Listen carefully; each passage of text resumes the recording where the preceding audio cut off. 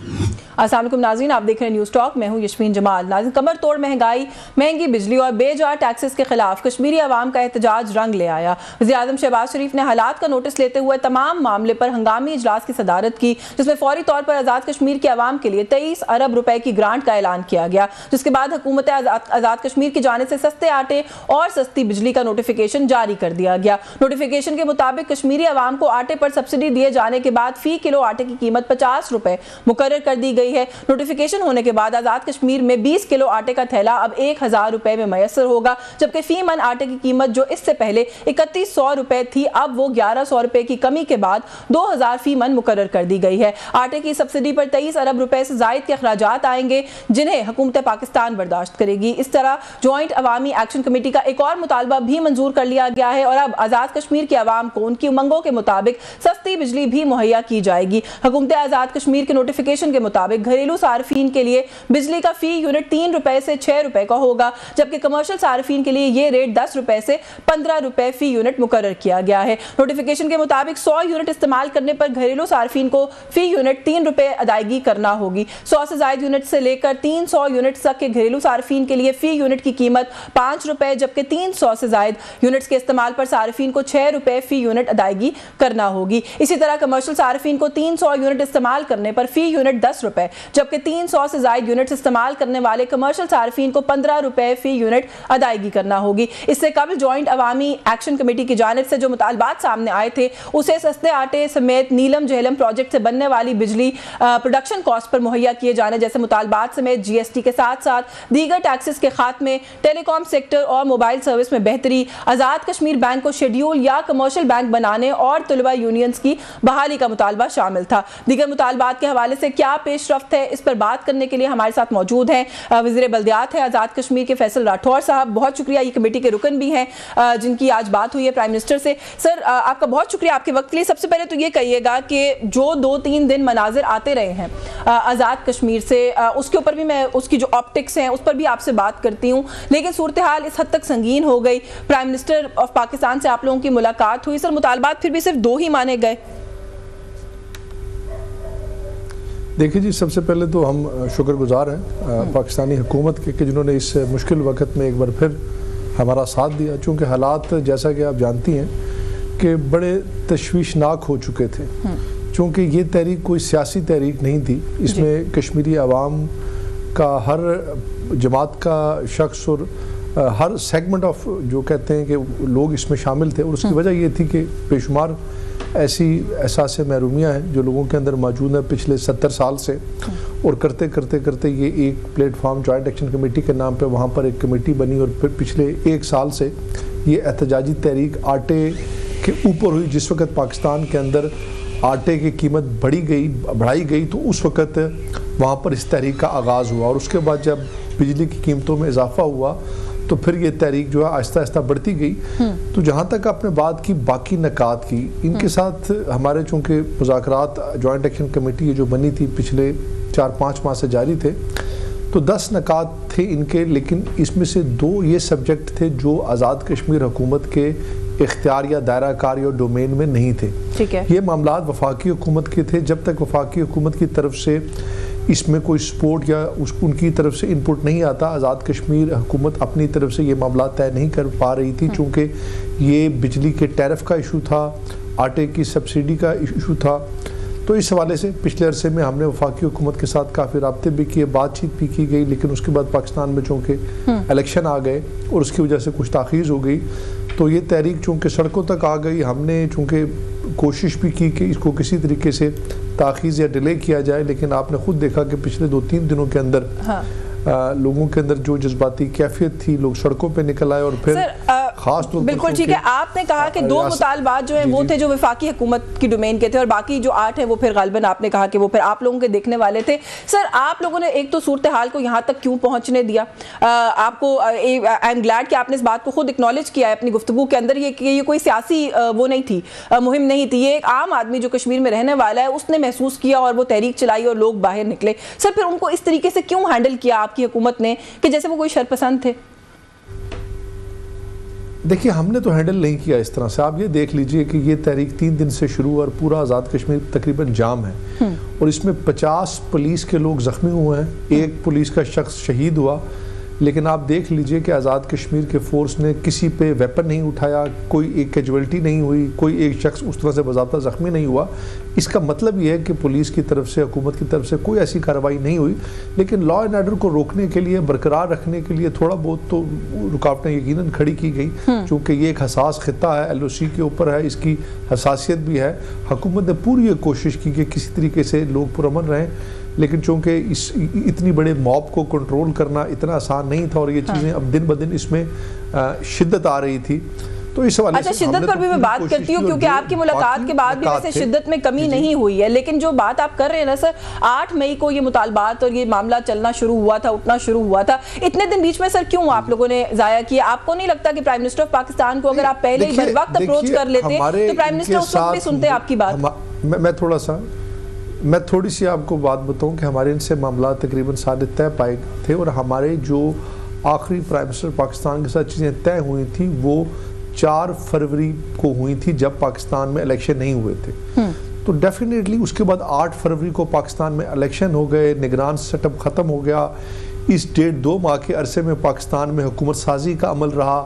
हमारे साथ वो जो राब्ता कमेटियां बनी थी, जिसमें मिनिस्टरियल कमेटियां थी, उसमें वफाकी वज़रा थे, वो सब तब्दील हो गए। लेकिन सर मैं माज़रत कलामी की माज़रत आपको इस इशू को, इस बेसिकली ये जो मामला है इसको चलते हुए तो सर अब तकरीबन 1 साल से ज़ायद का अरसा गुजर गया। मैं 8 मई की जो बात करें 2023 8 मई की बात देखिए, देखिए इस मामले को नहीं, इन इशूज़ को चलते हुए 1 साल हो चुका है। लेकिन हमारे साथ जो इनके मामला तय हुए थे वो 8 फरवरी को हुए थे, आज से 2.5 माह पहले। ठीक है। और फिर हमने ये चीज़ें तय की थी कि जो चीज़ें हमारे इख्तियार में वो हम करेंगे, जिसमें बल्दियाती इदाराजात को फंड्स देने के हवाले से था वो हमने फंड्स जारी कर दिए। आज़ाद कश्मीर बैंक को शेड्यूल बैंक बनाने के लिए था, उसके लिए हमने फंड्स मुहैया कर दिए।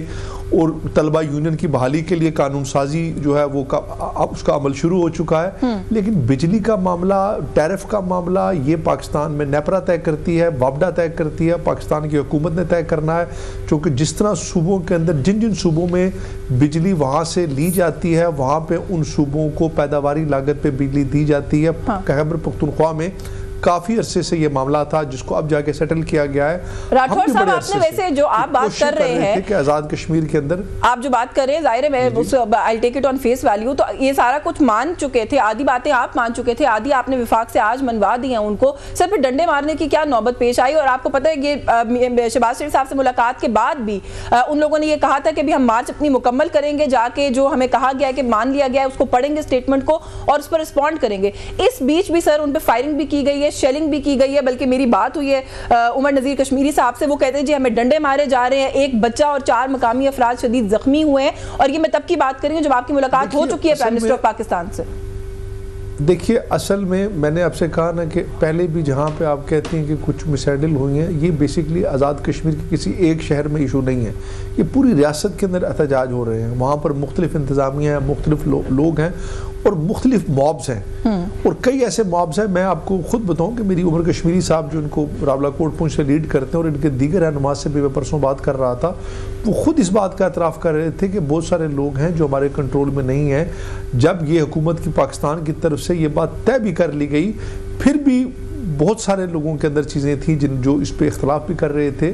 तो इस हवाले से हमारा ये था कि अब सब चीज़ें तय हो जाने के बाद अब इस चीज़ को इख्तिताम की तरफ जाना चाहिए। अगर ये मॉब फिर मुजफ्फराबाद की तरफ लॉन्ग मार्च करेगा, आएगा, क्लोज करेगा, तो कहीं ना कहीं खराबी पैदा होने का अंदेशा है, क्योंकि ये एक बड़ा रिलीफ है जो हमें हुकूमत पाकिस्तान तो बेसिकली आप ये कह रहे हैं कि आप लोग इनको मुजफ्फराबाद नहीं जाने देंगे, मुजफ्फराबाद नहीं पहुँचने देंगे मार्च की सूरत में?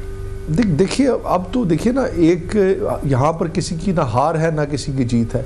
ये तहरीक मसाइल के हल के लिए थी, जो कि मेरे ख्याल में आज एक बहुत बड़ी पेशकदमी हुई है और इसको मेरे ख्याल में अब इससे आगे जाना किसी भी तरीके से मुनासिब नहीं है। नहीं, लेकिन सर आपको नहीं लगता कि अगर पुरअमन मार्च है और वो इख्तिताम उसका करना चाहते हैं मुजफ्फराबाद, वहाँ जाके मीडिया से शायद गुफ्तगू या अपने लोगों से गुफ्तगू करना चाहते हैं, तो उसमें क्या कबाहत है? आप कश्मीरी साहब का हवाला दे रहे हैं, कश्मीरी साहब ने अपना उनका बयान है कि जी मुझे भी डंडे पड़ रहे हैं इस वक्त, मैं फ़ोन पर आपसे कैसे बात करूँ, हम उन्हें प्रोग्राम में लेना चाह रहे थे। कश्मीरी साहब हमारे भाई हैं, बड़े अच्छे इंसान हैं। मैंने आपसे पहले कहा ना, देखिए मॉब किसी के इख्तियार में नहीं है। आपको पता है 3 दिन पहले मुजफ्फराबाद ग्रिड के ऊपर अटैक हुआ, 100 लोग उसमें दाखिल हो गए, हसास इंस्टॉलेशंस वहां पे मौजूद हैं। सर अब तो वो अटैक नहीं कर रहे थे ना, मैं सिर्फ सवाल ये कर रही हूँ कि पुरअमन एहतजाज तो उनका हक है ना सर, वो तो उनको करने दे, अगर वो रैली कर रहे हैं तो करने दें। बिल्कुल पुरअमन एहतजाज उनका हक है। आप ये देख लीजिए ना, ये देख लीजिए कि जब ये दफा 144 आज़ाद कश्मीर में नाफिज था तो रावला कोर्ट के अंदर एहतजाज हुआ, किसी पे लाठी नहीं बरसाई गई, दफा 144 के बावजूद किसी को रोका नहीं गया।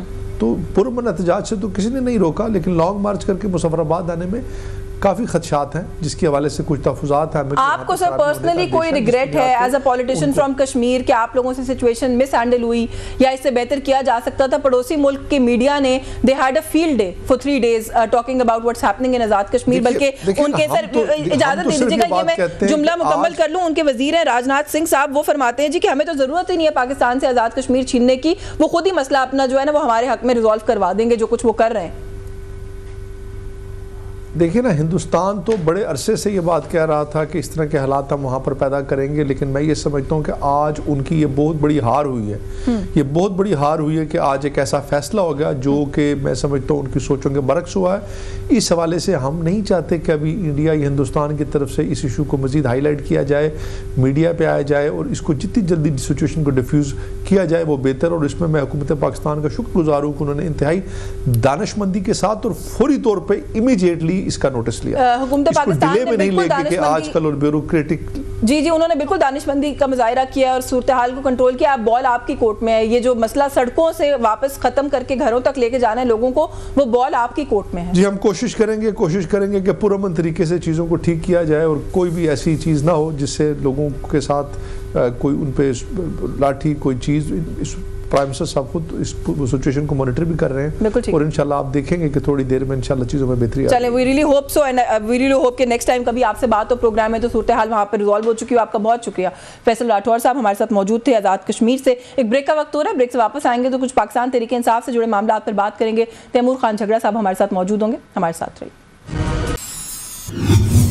जी वेलकम बैक नाज़रीन। प्रोग्राम के इस हिस्से में कुछ बात करेंगे कि बड़ी बात हो रही है। राना सनाउल्लाह साहब का एक बयान आया है कि इमरान खान साहब के साथ जो है मुज़ाकरात डायलॉग पाकिस्तान तहरीक इंसाफ के साथ करना पड़ेंगे, वो एक सियासी हकीकत है, उन्हें तस्लीम करना पड़ेगा और इमरान खान साहब का इस सारे मामले के लिए बाहर आना नागुज़ीर है। थोड़ा सा ये एक इशू है, इस पर बात करेंगे। और साथ ही साथ आज कुछ खबर आ रही है कि इमरान खान साहब ने कहा है कि वो आर्मी चीफ को ख़त लिखेंगे क्योंकि उनका ये ख्याल है कि जून में मुल्क की सूरत हाल ऐसी हो जाएगी कि संभाली नहीं जाएगी। इन्हीं इशूज़ पर बात करेंगे। सीनियर रहनुमा पाकिस्तान तहरीक इंसाफ के तैमूर खान झगड़ा साहब ने हमें ज्वाइन किया। बहुत शुक्रिया सर आपका आपके वक्त के लिए। सर सबसे पहले तो जो मैंने राना साहब वाली बात की है, आपकी नज़र से भी वो स्टेटमेंट गुजरी होगी, कैसे आप लोग रिसीव कर रहे हैं इसको? पाकिस्तान तहरीक इंसाफ वाले के सीनियर रहनुमा पाकिस्तान मुस्लिम लीग नवाज के, वो कहते हैं जी एक सियासी हकीकत है, पीटीआई तस्लीम भी करना पड़ेगा, बात भी करनी पड़ेगी, लेकिन एट द सेम टाइम उन्होंने ये भी कहा कि उनको भी हमें तस्लीम करना पड़ेगा क्योंकि नून लीग भी हकीकत है, पीपल्स पार्टी भी एक हकीकत है।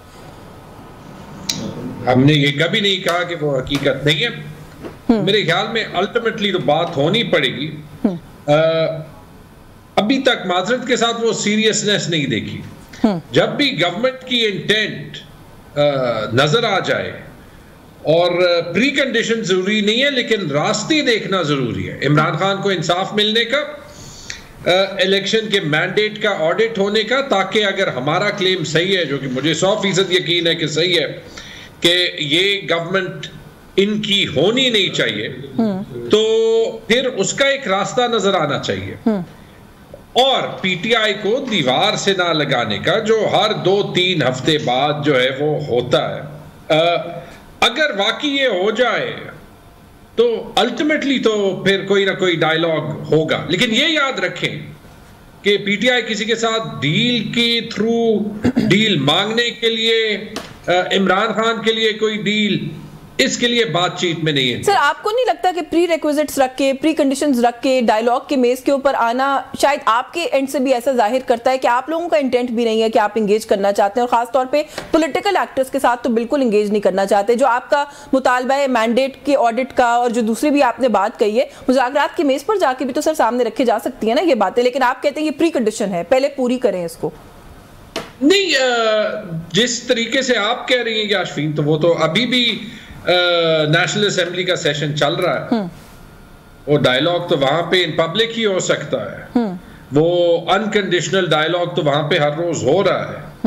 देखिए, ये जो बयानिया बनाया जा रहा है कि पीटीआई कोई प्री कंडीशन सेट कर रहा है या कोई गैर मुनासिब प्री कंडीशन सेट कर रहा है, ये बिल्कुल गलत है, क्योंकि ऐसे पीटीआई कर नहीं रहा। ज्यादती हमारे साथ हुई है, बयानिए स्टेट के हमारे साथ हमारे खिलाफ बन रहे हैं।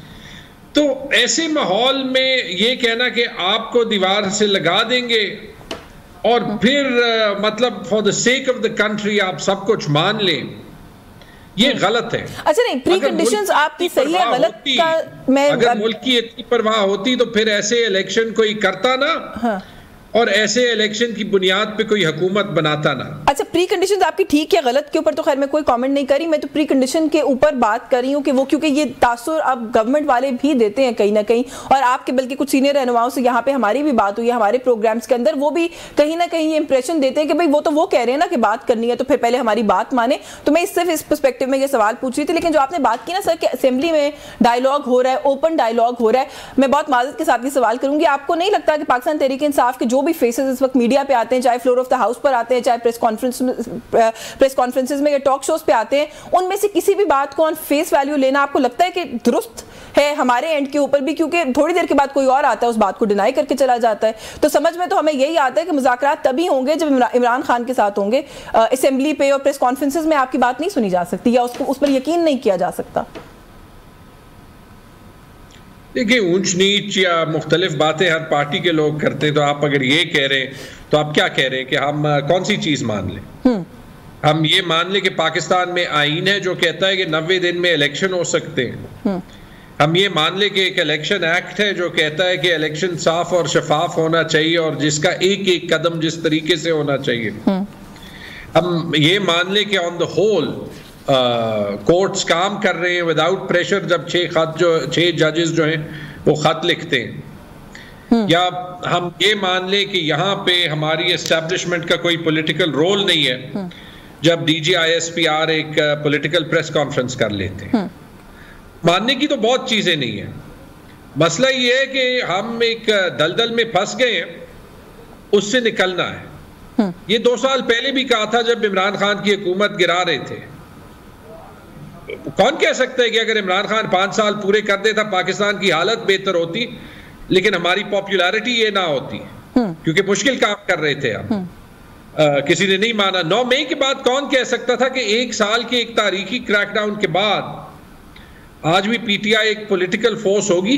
वो इसलिए क्योंकि पाकिस्तान का नौजवान बदल गया है। जब आप जेन्युइनली देखें तो ये प्री कंडीशंस नहीं है। हाँ, ये बात बिल्कुल ठीक है कि एक्चुअली लॉजिक ये बनाती है कि बात इमरान खान से करनी चाहिए। इमरान खान ने कोई जुर्म नहीं किया सर, लेकिन इसलिए भी इमरान खान से बात करनी चाहिए कि आप सब लोग एक सेम पेज पर नहीं हैं। चाबी उनके पास है, नवाज शरीफ जाना चाहता है, उसने शहबाज शरीफ से चाबी मांगनी है, कर ले, जाके कर ले बात, किसी से पूछने की जरूरत ही नहीं है। नहीं, आप सब लोग एक सेम पेज पर भी नहीं है ना, ये भी एक वजह। लेकिन अभी आपने जो कहा ना कि आइन क्या ये नहीं कहता, आइन क्या वो नहीं कहता, सर आइन तो ये भी कहता है, बल्कि आपने खुद कहा कि अफवाज पाकिस्तान के ओथ के अंदर है कि वो पॉलिटिक्स के अंदर इंटरफेयर नहीं करेंगे। एक तरफ आप ये कहते हैं, दूसरी तरफ आप कहते हैं हम बात करेंगे तो सिर्फ एस्टैब्लिशमेंट से करेंगे। बल्कि आज भी जो बयान सामने आया कि इमरान खान साहब ने कहा कि वो बराह रास्त आर्मी चीफ को खत लिखेंगे, तो सर फिर ये भी तो कहीं ना कहीं वायलेशन है ना, आप लोग जब ये सोचते हैं कि आप बात सिर्फ उन्हीं से कर सकते हैं।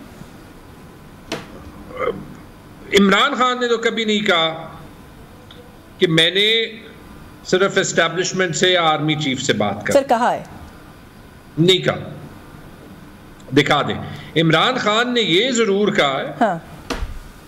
उन्होंने अपनी पर्सनल सिचुएशन का ब्लेम डाला है और इमरान खान ने एक ऐसी हकीकत को जाहिर किया जो मेरे ख्याल में फिलहाल तो 24 करोड़ पाकिस्तानियों को पता है कि यहाँ पे क्वाज़ा अथॉरिटेरियन रूल है और यहाँ पे हमारी एस्टैब्लिशमेंट का फिलहाल, जो बाजवा साहब ने एक बात कही थी कि हमने 75 साल जो है वो सियासत में हिस्सा लिया और अभी हम उससे हट रहे हैं और ये एक परमानेंट पॉलिसी होगी। शायद वो परमानेंट पॉलिसी नहीं थी, शायद वो पॉलिसी उस वक्त वोट ऑफ नो कॉन्फिडेंस के वक्त के लिए ही थी जो उन्होंने स्टांस एक देना था। तो मेरे ख्याल में इमरान खान का खत लिखना जो है वो उनका एक डिसीजन है और वो एक डी फैक्टो सिचुएशन की बुनियाद पे वो लिखा जा रहा है। आप उससे एग्री करें ना करें, मैं उससे एग्री करूं ना, खत के ऊपर भी बाद में बहस कर लेंगे। जब हर इदारा अपने रोल के मुताबिक काम करेगा, और जब हम सियासतदान भी सीख जाएं कि हमें इंडिविजुअल और कलेक्टिव रिस्पॉन्सिबिलिटी लेनी है, ये मैं सिर्फ नहीं कह रहा कि ये हमारे इदारों की गलती है, तो फिर किसी को खत लिखने की जरूरत नहीं पड़ेगी। मुझे एक ब्रेक लेनी है, ब्रेक से वापस आके इस खत पे भी बात कर लेते हैं। ये जो कहा है उन्होंने कि जून के बाद ये मुल्क जो है शायद आगे नहीं बढ़ सकेगा, इसके पीछे क्या बैकग्राउंड के लॉजिक है, ये क्यों कहा, इस पर भी बात करेंगे इस ब्रेक के बाद। हमारे साथ रहिए जी। वेलकम बैक नाज़रीन, तैमूर झगड़ा साहब हमारे साथ मौजूद हैं। ब्रेक पे जाने से पहले इमरान खान साहब ने जो खत लिखने की बात की उस पर हम बात कर रहे थे। आपने कहा कि इमरान खान साहब का राइट है, अगर वो लिखना चाहते हैं, मैं उसको तो ज़ाहिर क्वेश्चन नहीं करी, लेकिन फिर वही सवाल, एक तो ये कि उनको ही क्यों लिखना चाहते हैं, सियासी कुव्वतों से कब बात करेंगे, लेकिन साथ ही साथ वो कहते हैं जी कि जून और जुलाई में इनसे मुल्क नहीं संभाला जाएगा, जिसकी वजह से मैं खत लिख रहा हूँ। तो क्या सर जून जुलाई में ऐसा क्या होने वाला है, ये क्यों कहा है खान साहब ने? देखिए, पहली चीज, खत पे मेरे ख्याल में काफी बात होगी। Why do you want to get yourself and me into trouble? अच्छा चलिए, मैं आपका मशवरा मान लेती हूँ, लेट्स मूव ऑन। ठीक है। अच्छा, ऑल्दो देखिए, इन अ वे अच्छी बात है कि ये सारी जितना भी एक माहौल है, जिसको हामिद मीर ने घुटन का माहौल कहा, बात तो ओपनली हो रही है। And I think it's important कि हमारे इदारे भी ये एब्जॉर्ब कर लें कि अगर उनका पॉलिटिकल रोल होगा या इवन ना हो और परसीव होगा, तो क्रिटिसिज्म होगी, और क्रिटिसिज्म उनकी तरफ होगी। और मेरे ख्याल में ये वैसे PMLN का सबसे कामयाब स्टेप है कि उन्होंने 100% तो नहीं, 80% क्रिटिसिज्म अपने आप से डिफ्लेक्ट करके इदारों पे डाल दी है। उन्हें भी वैसे सूट तो ये करता है। देखिए, जून जुलाई में क्या मुल्क नहीं चलेगा, मुल्क तो अप्रैल 2022 से स्टैंड स्टिल पे है। हमने उस वक्त देखा, इट वाज अस्यूम्ड कि महीनों में जो है वो इकोनॉमी चल पड़ेगी, 6% ग्रोथ थी, 2 साल बाद भी 2% आई है। इट वाज अस्यूम्ड कि पॉलिटिकल स्टेबिलिटी आ जाएगी, दुनिया के शर्मनाक तरीन इलेक्शन करा के। आज IMF भी अपने रिपोर्ट्स में ये कह रहा है कि सबसे बड़ा रिस्क इकोनॉमिक रिवाइवल और प्रोग्रेस को हमारी पॉलिटिकल अनसर्टेनिटी है। और आज अगर सऊदी क्राउन प्रिंस का विजिट भी पोस्टपोन हुआ, वो इसीलिए हुआ कि इस माहौल में इन्वेस्टमेंट आना, इन्वेस्टमेंट तैयार करना आसान नहीं है। ये दूसरी बार गवर्नमेंट ये क्लेम कर रही है कि वो आ रहे हैं और वो पोस्टपोन होता है। और लेकिन एक बहुत बड़ा डेलीगेशन सर आया सऊदीया से, और बड़ा उनका कॉम्प्रिहेंसिव यहाँ का दौरा डेलीगेशन आया। कोइंसिडेंटली उस दिन मैं भी कुछ मीटिंग्स के लिए सरेना गया था। सरेना भरा हुआ पड़ा था सऊदी से। लेकिन यही देख लेना, इससे तो ये पता चलता है कि हमारी इंस्टीट्यूशनल डेवलपमेंट में कैपेसिटी इतनी कम हो गई है कि जो ब्यूरोक्रेट्स होते हैं उनको इन्वेस्टमेंट डील स्ट्रक्चर करने का तरीका ही नहीं आता। ये तो मैं अपनी पर्सनल एक्सपीरियंस से कह रहा हूं। तो आप SIFC बना लें, आप PTI की गवर्नमेंट कर लें, आप PMLN की गवर्नमेंट कर लें, पाकिस्तान की इकोनॉमी और पाकिस्तान का गवर्नेंस सिस्टम ठीक करने के लिए बहुत एफर्ट, बहुत कोशिश और बहुत ग्रैन्युलर काम चाहिए। फर्क ये है कि जब आपकी पॉलिटिकल मैंडेट नहीं होता ना, आपके पास पॉलिटिकल कैपिटल है ही नहीं कि आप वो खो जाए मुश्किल काम करते हुए। केस इन पॉइंट, पहले आजाद जम्मू कश्मीर को पैसे नहीं दिए, जो ये मसला 2 साल से चल रहा है, फाटा आजाद कश्मीर और गिलगित बल्तिस्तान का। आज प्रोटेस्ट हुए तो उनको जल्दी जल्दी से 23 अरब रुपए का पैकेज दिया। अब वहां पे बिजली के रेट्स कम किए तो बाकी पाकिस्तान में ये नहीं सोचा जाएगा। एक जगह वो प्रेशर को कैपिचुलेट कर गए। सही गलत का मैं नहीं कहता, जिस प्रोएक्टिविटी से काम करना चाहिए वो प्रोएक्टिविटी एक 17 सीट्स की गवर्नमेंट दिखा ही नहीं सकती। तो ये मुझे नहीं पता कि जून में हालात खराब होंगे, जुलाई में खराब होंगे, लेकिन टाइम आ गया है कि हम अपने पॉलिटिकल सिस्टम को आइन के मुताबिक चलाएं, उसमें सारे इदारे एक दूसरे को सपोर्ट करें। हालात अभी भी कोई बहुत अच्छे नहीं है, इंशाल्लाह पाकिस्तान आगे हालात बहुत अभी भी बहुत अच्छे नहीं। अच्छा, एक दो चीजें और पूछनी है आपसे, क्योंकि अभी आपने आज़ाद कश्मीर की बात की है सर, इशू जो भी था उस इशू को इंटरनेशनली कैसे रिसीव किया गया, खासतौर पर पड़ोसी मुल्क में कैसे रिसीव किया गया, आई एम श्योर कि आपने उसको देखा होगा। मैं आपकी बात से 100% इत्तेफाक करती हूँ कि यहाँ तक पहुँचने से पहले प्रोएक्टिविटी दिखानी चाहिए थी, बाद में अब मुतालबात मानने का और वो मनाजर दुनिया को दिखा के मुतालबात मानने का शायद वो फ़ायदा जो है कोई नहीं है। लेकिन सर फिर भी आपको नहीं लगता कि एज पॉलिटिकल पार्टी आप लोगों को भी थोड़ा सा जिम्मेदारी का मुजाहिरा करना चाहिए? हमाद अजहर साहब कहते हैं जी कि सुना है कि मकबूजा कश्मीर के बजाय अब हमारी इस्टेब्लिशमेंट आज़ाद कश्मीर को फतह करने निकली है। इस तरह की स्टेटमेंट जब आती हैं तो आपको पता है हाथों हाथ मेरे जो साथ वाले मुल्क में भाई बैठे हैं ना, वो उसको उठाते हैं। हाँ नहीं, ठीक बात है, ठीक बात इन द सेंस कि शायद हर स्टेटमेंट जो है वो डिप्लोमेटिक स्टैंडर्ड के मुताबिक नहीं हो जो होना चाहिए, और इस पे हमें सोचना चाहिए। मेरी मिसाल ले ले, मैंने उस पे अभी तक कुछ नहीं कहा, इसी वजह से कि जब आपका when you have क्या कहते हैं, जब आपके अपने गिले होते हैं तो कभी कभी जो है वो तल्ख बात निकल आती है। हाँ। और यही डिस्टेंस तो जो है वो ब्रिज करने, क्या इससे आपका ये मतलब कि हमाद अजहर मुहिब्बे वतन नहीं है? He is one of the most patriotic Pakistanis I know. No, I'm not saying that. मैं exactly वही कह रही हूँ जो आपने अभी बात कही है। मैं आपको नहीं, मैं आपको वो नहीं कह रहा, मैं तो यही कह रहा हूँ ना कि देखिए अब हमाद साल से घर नहीं गया, हमाद पे पता नहीं कितने शहरों में केसेस हुए हैं, जैसे कि वो कोई इलॉन मस्क की वो जो हाइपरलूप ट्रेन है, लाहौर से फैसलाबाद जाता था, फैसलाबाद से पता नहीं पिंडी जाता था, पिंडी से कहीं और उस पे एक दिन में पता नहीं आई थिंक मैं हमाद से मिला था क्योंकि वो कुछ दिन पेशावर आया था, उस पे कोई 50 या कितने FIRs हैं। जी जी, वो उस हाइपरलूप ट्रेन पे तो बहुत सारे बैठे हैं PTI के। खैर खाली हमाद साहब की क्या मिसाल देनी है, लेकिन जो बात आप कर रहे हैं मैं एग्जैक्टली वही कह रही हूँ कि हमाद साहब जब कोई भी आप लोगों में से ऐसी स्टेटमेंट देगा तो कहीं ना कहीं ये लगेगा कि एक पर्सनल जो गिला है ना वो कहीं रास्ते में आता है, तो फिर इस तरह की स्टेटमेंट्स आप लोग देते हैं जो कि इररिस्पॉन्सिबल है। हाँ, रिस्पॉन्सिबिलिटी अगर आपने दुश्मन को फायदा उठाने नहीं देना, उसने वैसे ही उठाना था। जब देखें, जब आजकल ये विजुअल्स आ जाएं प्रोटेस्ट के उसके, तो ये हमारी 5th 6th जनरेशन वॉरफेयर में एक मुल्क जो है वो दूसरे मुल्क का उठाता है, दूसरे मुल्क जो पहले मुल्क का उठाता है।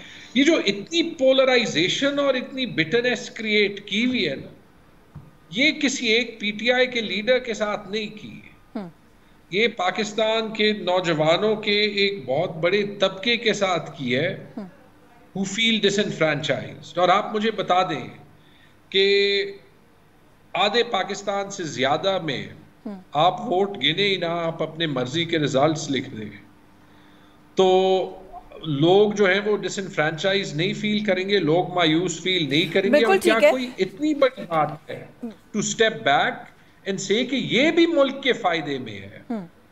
अच्छा, जो कुछ हुआ, जो कुछ हो रहा है, आप लोगों का जाहिर है उस सारे मामले को लेकर एक मौकफ है, आप लोगों का अपना एक मुकदमा है, दूसरी जो साइड है उसके पास जाहिर है they have their own narrative to sell और वो उसके ऊपर बात करते हैं। लेकिन इरफान सिद्दीकी साहब फैक्ट्स नहीं है दूसरी साइड पे, फैक्ट्स नहीं है दूसरी साइड के। बस चलें, इरफान सिद्दीकी साहब सीनियर आपको पता है कॉलम निगार भी हैं, पॉलिटिशियन भी हैं, नून लीग की लीडरशिप के बड़े करीब हैं। वो कहते हैं जी पाकिस्तान तहरीक इंसाफ की सियासत तो खत्म हो गई है, बंद गली में चली गई है, और इसकी वजह यह है कि जो लोग सियासी हैं उनसे वो बात नहीं करना चाहते, जिनसे वो बात करना चाहते हैं उन्होंने बहुत सादा सा जवाब दे दिया है कि वो उनसे बात करने में इंटरेस्टेड नहीं है। वो DGISPR की प्रेस कॉन्फ्रेंस का हवाला दे रहे थे जिसमें उन्होंने कहा जी कि आप लोग तो एक सियासी जमात ही नहीं है और किसी टोले से बात नहीं की जा सकती। अब जितनी हम कोशिश करें, आप कहते हैं कि जो है वो इररिस्पॉन्सिबल स्टेटमेंट्स ना आते, जब एक प्रेस कॉन्फ्रेंस ISPR की आई जो कि एक पॉलिटिकल प्रेस कॉन्फ्रेंस, आप ही बार बार मेरे से पूछते हैं तो मैं क्या करूं? नहीं तो अब आप अगर मुझे एक क्या लफ्ज आपने इस्तेमाल किया, शैतानी टोला, चले ये भी मान लेते हैं कि सिर्फ ये 31% ने वोट दिया था, तो ये 31% और कुछ नहीं तो इलेक्टोरेट के तो जो है वो 19 मिलियन लोग थे। हाँ, मैंने वैसे शैतानी टोले का लफ्ज इस्तेमाल नहीं किया, मैंने तो खाली टोला कहा, उन्होंने इंतशारी टोला कहा था। वैसे शैतानी टोला ना, इंतशारी यही कह रहा हूँ। हाँ। देखिए दैट्स व्हाई ये रिस्पॉन्सिबिलिटी हर तरफ, मैंने थ्रू आउट ये साल में जितने भी गिले थे ना, मैंने कोशिश की है कि बात साफ की जाए लेकिन बात रिस्पॉन्सिबल की जाए। लेकिन कोई आप पे डायरेक्टली उंगली उठाता है, और यहाँ पे इन 19 मिलियन यानी 2 करोड़ लोगों पे तो उंगली डायरेक्टली उठी है ना। तो आप क्या चाहते हैं कि everyone just zips up their mouth? फिर अगेन आप फिर कहेंगे कि I am going back to the same point, but I fail to understand कि आप लोगों का इस बात के ऊपर मौकफ क्या है। मैं कम से कम समझने से कासिर हूं कि आप ये कह रहे हैं कि जो जिन्होंने आपको इंतशारी टोला भी कहा है, जो इस आपके मैंडेट को एक्सेप्ट भी नहीं करे, 31% उन्होंने कहा जी ये तो कोई वोट ही नहीं था, आप फिर भी बात उन्हीं से करना चाहते हैं, आप बात किसी और से नहीं करना चाहते। ये भी तो एक इंटरेस्टिंग वो नहीं है, आइडिया नहीं है। नहीं, पहली चीज तो मैं ये शायद इसी इंटरव्यू में 5वीं 6ठी बार कह रहा हूँ कि ये ना तो ये कभी इमरान खान ने कहा है, ना ये पार्टी की मेजॉरिटी की व्यू है।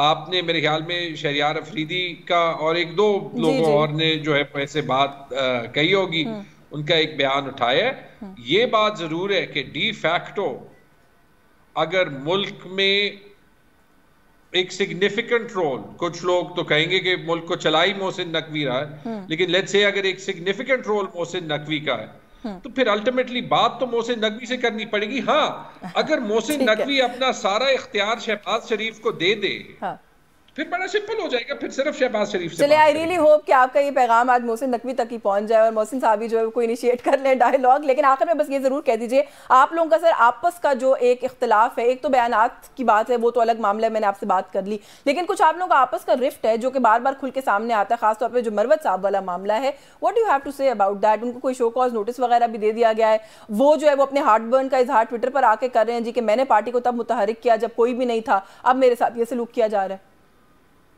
डिसेंट इज डेमोक्रेसी, हम अपने इंटरनल मैटर्स खुद ही इंशाल्लाह सॉल्व कर देंगे। चले, बहुत शुक्रिया आपका तैमूर सलीम झगड़ा साहब, आपके वक्त के लिए। यूएस पाकिस्तान तहरीक इंसाफ के सीनियर रहनुमा तैमूर झगड़ा साहब हमारे साथ प्रोग्राम में मौजूद थे। न्यूज़ टॉक से आज के लिए बस यही कुछ। यशमीन जमाल को इजाजत दीजिए, अल्लाह हाफिज।